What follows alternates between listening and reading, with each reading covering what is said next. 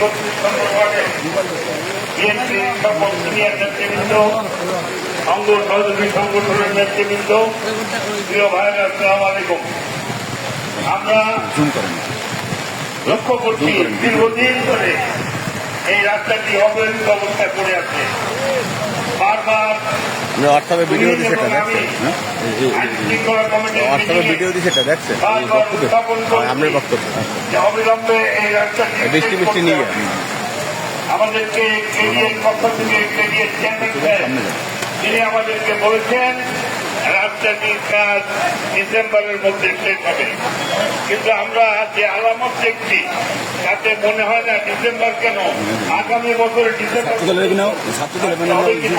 সে বিষয়ে সন্দেহ আছে। আমরা সেই কারণে বলবো বাংলাদেশ জাতীয়তাবাদী দল বিএনপি খুলনা মহানগর আপনাদের কাছে আছে।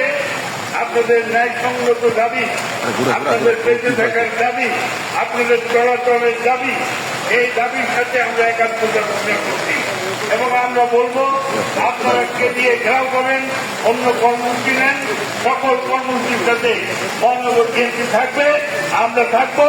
আপনাদের ন্যায়সঙ্গত দাবিকে প্রতিষ্ঠিত করে অবিলম্বে এই রাস্তাকে কাজ শেষ করতে হবে, এই দাবি করেই আমি আমার বক্তব্য শেষ করছি। আসসালামু আলাইকুম।